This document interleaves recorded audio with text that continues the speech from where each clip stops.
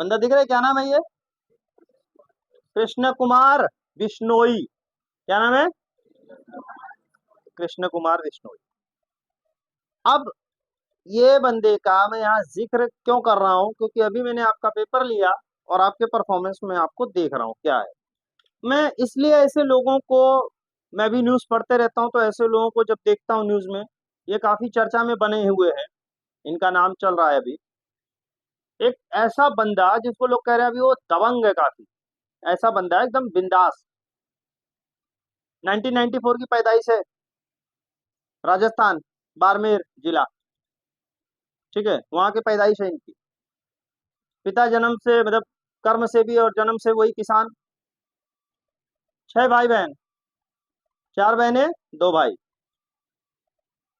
इनसे बड़े भाई जो है वो वहाँ पे जो सोशल सिक्योरिटी सर्विस है उसमें ऑफिसर है। सबने पढ़ाई किया। पिता किसान भले थे, पर अपने हर बच्चे को शिक्षित किया। हिंदी मीडियम से पढ़े हैं, तो लैंग्वेज इनके लिए कोई बैरियर नहीं बना। आप तो इंग्लिश मीडियम से पढ़ रहे हो। आप लोग जो आज मुंबई जैसे शहर में रह के आप इतने आप अपने आप को इनकेपेबल मान रहे हो, कुछ नहीं करने की क्षमता है आपके अंदर, मर चुकी है। मैं कितना मोटिवेट करते रहता हूँ आपको, कितनी बातें बताते रहता हूँ। ऐसे लोगों को ढूंढ ढूंढ के सोचता हूँ लाऊं, उनके बारे में जानकारी आपको दूं, ताकि आपके अंदर भी कुछ ऊर्जा फूंक सकूं। लेकिन आप पूरी तरह से शांत।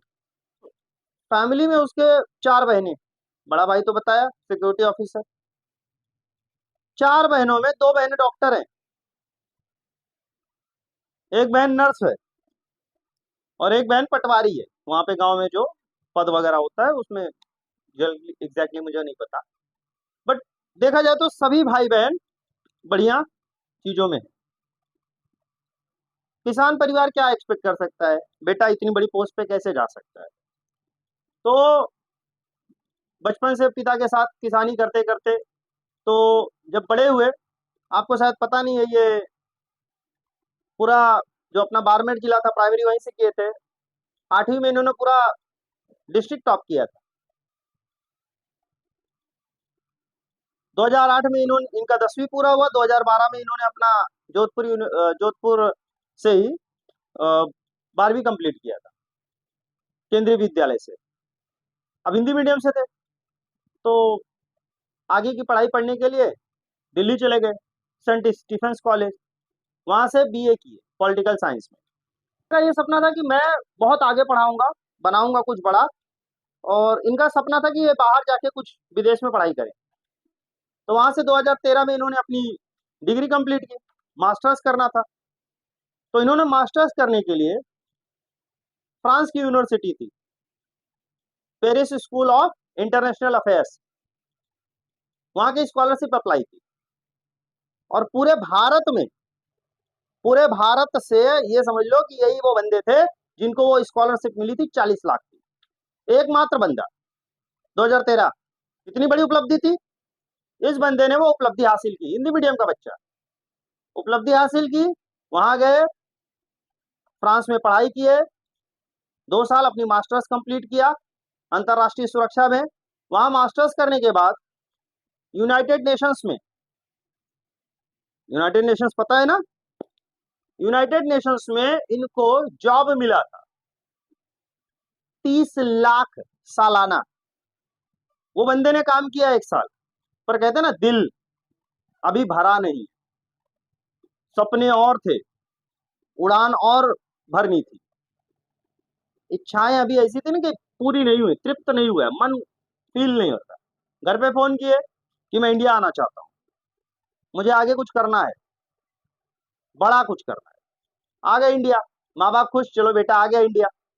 पैसे ही सब कुछ नहीं होता, तो बेटे की जज्बा था और बेटे के अंदर काबिलियत देख के माँ बाप भी खुश हुए कि हाँ चलो बेटा इंडिया आएगा, अगर यहाँ पे कुछ बनना चाहेगा ऑब्वियसली कर लेगा। क्योंकि इनके पिता का मानना था, उनके पिताजी जो किसानी कर रहे थे, ये भी जाते थे किसानी उसानी करने। तो इनके पिता की भी सोच सोच लो कि कितनी बढ़िया सोच थी। इनके पिता कहते थे कि बेटा जितनी मिट्टी लगती है ना कपड़ों में किसान के, उससे किसान की मेहनत की पहचान होती है, जितना मिट्टी लगेगा। दिल्ली यूनिवर्सिटी से इन्होंने एमफिल किया, चाइना से सुरक्षा संबंधी जो भी विषय है उसमें इन्होंने एमफिल कर डाला। और उसके बाद इन्हें विदेश मंत्रालय में नौकरी मिली। तो कुछ टाइम तक इन्होंने नौकरी किया, 2017 के आसपास तक। पर कहते हैं ना कि अभी भी वो कहते हैं ना कि दिल भरा नहीं कि भैया मेरे को यूपीएससी क्रैक करना है। इन्होंने पहली बार ट्राई किया, पहली बार ट्राई किए, नहीं लगा, हताश निराश आप लोग हो जाते हो। अभी 10वीं के पेपर में ही आप इतने हताश और निराश हो रहे हो, अब तो 1 डेढ़ महीने बचे। ये बंदा हताश निराश नहीं हुआ, दोबारा किया ट्राई। और ये बंदे ने कोचिंग नहीं की थी, कोचिंग नहीं लगाई, ये खुद अपने आप स्वयं बंदा कर रहा है।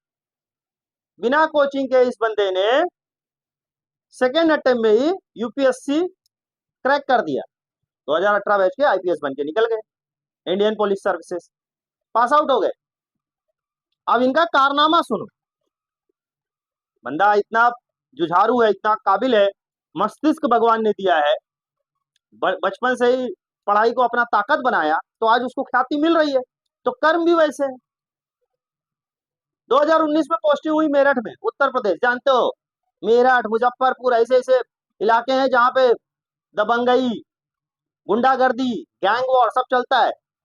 पहले ही जो पोस्टिंग हुई खतरनाक इलाके मेरठ, वहां के जो सबसे बड़े बड़े गैंगस्टर कह सकते हो, बदन सिंह बिट्टू करके बंदा 2019 आई थिंक या 21 से फरार है अपने भारत से। उसके सर पे 50 खून, फिरौती, जम कब्जा, बहुत सारे केसेस थे। बंदे ने पता लगाना शुरू किया, खजा टंडोलना चालू किया, बंदा गायब है, लेकिन उसकी जितनी संपत्ति थी सब ढहा दिया। और बोला वो जो उनके महल वाल को, बिट्टू भाई के घर को, महल को गिराया ना, तो इस बंदे ने बोला उस महल का मलबा कोई ना उठाए, वो बंदा वैसे रहने दिया वो मलबा। आप गलत काम करोगे तो आपका ये हश्र होगा, ये दिखाने के लिए। मतलब सोच देखो बंदे की, वो जुर्म को खत्म करना चाहता है, तो जुर्म को खत्म करने के लिए पहले क्या पैदा करना पड़ेगा? डर। आप गलत काम करोगे ना, अगर आपके अंदर डर पैदा नहीं होगा तो आप गलत काम करते रहोगे। तो डर दिखाने के लिए दूसरों को सबक सिखाना जरूरी है, तो ढा दिया इनको। उसी क्षेत्र में एक दूसरा बंदा था, योगेश भदौड़ा, वो भी 40-50 मर्डर किया, उसका भी रिमांड लिए, उसकी भी सारी संपत्ति को बुलडोज कर दिए, गिरा उड़ा डाले, खत्म, वो भी गया। अगली पोस्टिंग 2021 में मुजफ्फरनगर, मुजफ्फरनगर भी वही इलाका, दंगा लड़ाई मारपीट, क्योंकि वहां पे जहां कानून व्यवस्था बेकार होती गई, इस बंदे को भेजा गया। ये बंदा गया मुजफ्फरनगर में भी गया, वही काम किया। सुशील पुंज करके एक बंदा था, उसकी भी एक हिस्ट्री सीटर था, उसको भी दबोचा, डाला जेल में, रिमांड पे लिया, उसकी पूरी संपत्ति, मतलब जहां जहां ये बंदा गया वहां के गुंडों की, तो पहले गुंडे बनते क्यों है लोग? जबरदस्ती कब्जा करने के लिए, आपकी संपत्ति लेने के लिए, आपसे एक्सटॉर्शन लेने के लिए, आपको डरा धमका करके आपकी संपत्तियों पे कब्जा करते हैं, यही तो गुंडे करते हैं ना। तो गुंडों की संपत्तियों पे कब्जा करने लगे और सरकार के अंडर करने लगे। अगला तबादला हुआ 2023-22 के आसपास, गोरखपुर। गोरखपुर में इस बंदे ने तकरीबन 800-900 करोड़ की संपत्ति, मतलब अगर मैं मोटा मोटे कहूं 1000 करोड़ की संपत्ति, अब तक ये बंदा देश के सरकार के, मतलब जो राज्य सरकार है ना वहां की, उत्तर प्रदेश सरकार, उत्तर प्रदेश की सरकार को 2019 से लेकर 2024 तक इस बंदे ने 1000 करोड़ की संपत्ति दे दी कि लो ये सरकारी जमीन है, आपका है। ये है इसके कारनामे। अभी इनकी करंट पोस्टिंग चल रही है संभल में। ये बंदे को मैं क्यों, क्योंकि अभी संभल का न्यूज चल रहा है, ये बंदा लाइमलाइट में आया, ये बंदा दबंग है एकदम, कोई भी गलत हो। इसने जिन लोगों को पकड़ा, ऐसा नहीं थे कि भाई मेरे कम्युनिटी वाले हैं मैं छोड़ देता हूं, मैं जिनका नाम लिया ये सब के सब, कोई भी इसमें अगर कोई कहे कि हाँ ये क्रिश्चियन है, ये सिख है, ये नहीं, वो सब के सब इसका रिलीजन क्या, हिंदू है, सबको पकड़ा, दबोचा, डाला जेल में। पुलिस का मतलब ये होता है, जैसे मैं पुलिस के बारे में बहुत बार बोलता हूँ कि पुलिस लोग अच्छा काम नहीं करते ना, तो ऐसे लोग जो होते हैं ना ये अच्छे काम कर रहे हैं, क्योंकि हमारे बीच में ही बहुत सारे गुंडे मवाली है। आप इसी खाड़ी में देख लो कितने गुंडे मवाली है ना। तो इन गुंडे मवालियों की कोई जात नहीं होती, कोई धर्म नहीं होता, ये बात जान लेना। बच्चों वो जब तकलीफ देते हैं ना तो सबको देते हैं। और ऐसे ऑफिसर्स हमारे अगर समाज में आएंगे तो कहीं ना कहीं ऐसे लोगों का सफाया इसी तरीके से होना चाहिए। उनकी संपत्तियां जब्त कर रहे हैं, उनके घरों को बुलडोज कर रहे हैं, उनको जेलों में डाल रहे हैं, और अगर जेलों में नहीं डाल पा रहे तो वो देश के किस कोने में वहां से पता लगा के वहां की सरकारों की मदद से भारत में लाके सजा देने का काम ये लोग कर रहे हैं। गोरखपुर में इस बंदे ने त्रिनेत्र करके एक टीम बनाई और एक सिस्टम बनाया, जिससे इसने उस गोरखपुर के हर जगह पे कह रहे हो कि सीसीटीवी लगाया। तीसरी नेत्र, समझ रहे हो? त्रिनेत्र मतलब तीसरी नेत्र, मतलब वो हम जो देख रहे हैं वो तो दिखे, लेकिन जो हम नहीं देख पा रहे वहां सीसीटीवी देखे। और ये सिस्टम इस बंदे का पूरे देश में ऑलमोस्ट फॉलो किया जाने लगा, और इसीलिए ये बंदा इतना लाइमलाइट में आया। तो एक सामान्य परिवार का बच्चा, किसान का परिवार का बच्चा, अगर ये हिंदी मीडियम से अगर आज इतनी बड़ी उपलब्धि पहुंच सकता है, पा सकता है, आईपीएस बन सकता है, तो तुम तो मुंबई जैसे शहर में रह रहे हो, तुम्हारे माँ बाप बेचारे यहाँ पे इतने बड़ा, मुंबई तो कैपिटल है, इकोनॉमिक कैपिटल है ना, आप आर्थिक राजधानी में रह रहे हो, और आप अपने आप को इतना कमजोर असहाय समझ रहे हो, आप ये उपलब्धि नहीं पा सकते। ये बात मेरी याद रखना। तो जिनको अपने सपने पूरे करने होते हैं ना, वो सोते नहीं। जिनको अपने सपने पूरे करने होते हैं वो सोते नहीं है, और जो सोते हैं उनके सपने पूरे नहीं होते। तो सोते हुए सपने देखोगे तो कभी पूरे नहीं होंगे। आप लोग सोते हुए सपने देखते हो, और ख्वाबों में किसको देखते हो आपको पता है। आप ख्वाबों में आजकल ना बहुत सारी चीजें देख रहे हो, मैं हीरोइन बन जाऊंगी, मैं हीरो बन जाऊंगा, मैं ये बन जाऊं।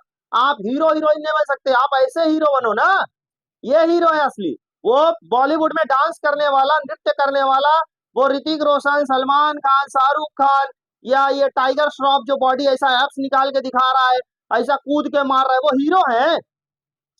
वो हीरो नहीं है, वो इंटरटेनमेंट कर रहे हैं। उस एंटरटेनमेंट के एवज में बहुत लाखों रुपए, करोड़ों रुपए वसूल रहे हैं। आप बिना वजह टिकट दे करके पैसा पैसा दे करके टिकट लेके उनका पिक्चर देखने जाते हो। असली हीरो ऐसे हैं जो समाज को सुधार रहे हैं। कोई बॉलीवुड वाला आपके समाज को सुधारेगा क्या? सुधारेगा क्या? ये तो आपके बीच का बंदा था ना, एक किसान का बंदा था ना। ऐसा तो नहीं कि भाई कोई बड़कवा घर का था, कोई बड़कवा घर का लड़का ऐसा बनेगा नहीं, क्योंकि उसके पास सब फैसिलिटी है, वो नहीं बनेगा। एक गरीब का बच्चा बनेगा, आप बनोगे। आप अगर अपनी गरीबी को हथियार बनाओगे, अपने पिता की माँ के तकलीफों को अपना हथियार बनाओगे, तो ऐसे बन के दिखा सकते हो आप। दुनिया में गरीबी सबसे बड़ा हथियार है लड़ने के लिए। और अभी तो आपके पास टाइम है। आपके माँ बाप आपको अभी बोले क्या जॉब करो, आपके माँ बाप बोले क्या जाके काम करो, आपके माँ बाप बोले जाके पैसा लेके आओ, नहीं बोलेंगे बेचारे। अरे आप तो उनके अभी कलेजे के टुकड़े हैं, आप तो अभी मासूम हैं। पर मुझे मालूम है आप कितने मासूम हैं। आप सब जानते हैं, आप सब उल्टा सीधा काम कर रहे हैं, लेकिन सिर्फ एक काम नहीं करेंगे, पढ़ाई। क्या नहीं करेंगे? बोलो बोलो, पढ़ाई। इसीलिए आज जब मैं पेपर चेक किया आप लोगों का, मुझे बड़ा दुख हुआ कि मैं करूं तो करूं क्या। पढ़ाई में अगर कोई कसर है तो बताओ, समझाने में कोई कसर है तो बताओ। हर चीज करता हूं, शिक्षा भी इतने कम रेट में आपको दे रहा हूं। मुंबई जैसे शहर में मैं जब 2004-5 की बात बता रहा हूं बच्चों, मैं यहीं पे यहाँ जो एरिया में कोचिंग थे, जो एक दो लोग थे, वो लोग 10वीं पढ़ाने का उस वक्त 10 से 15 हजार लेते थे। और आज आप सोचो, 15 साल बाद 15-20 साल बाद आज मैं आपसे कितना ले रहा हूं, उतना ही ले रहा हूं, और आपको कोचिंग दे रहा हूं 10वीं की। क्यों कर रहा हूं ऐसा? क्यों कर रहा हूं? क्यों अपने करियर को बर्बाद कर रहा हूं भाई? यही सपना है। जो चीज मैं नहीं किया उस वक्त मुझे कोई नहीं बताने वाला था। मैं भी बहुत ब्रिलियंट था पढ़ाई में, मैं गवर्नमेंट कॉलेज से इंजीनियरिंग किया, मैं बता रहा हूँ ना, तो मैं बहुत ब्रिलियंट था। मेरे पिताजी पान का धंधा करते थे, मेरे पास भी गरीबी का हथियार था, और इसीलिए मैं लड़ा, जो चाहा वो मिला। इतनी बड़ी बड़ी कंपनियों में काम किया, मैं अपने आप जॉब छोड़ा हूं, मुझे किसी ने निकाला नहीं। आज मैं चाहता हूं ये मुकाम तुम हासिल करो, तुम भी ऐसे बनो ना, तुम भी ये पोजीशन हासिल कर सकते हो। उसको करने के लिए आज से कमर कसना होगा। और ये जो आपका रवैया है ना, पढ़ना, आज नहीं कल पढ़ना, कल नहीं, 1 महीना बचा है, कुछ नहीं कर पाओ। कसम खाओ कम से कम अपने अंदर कि 1-1.5 महीना मैं ऐसा काम करूंगा जिससे मैं भी इतिहास बनाऊंगा। आने वाले समय में मैं भी कुछ ऐसा कर जाऊंगा या कर जाऊंगी जिससे मेरे माँ बाप को फक्र महसूस होगा। वो कहीं भी जाएंगे तो उन्हें लोग इज्जत से देखेंगे, उन्हें कुर्सियां देंगे बैठने के लिए। ऐसा ना हो कि आपकी वजह से उनको इंसल्ट फील हो।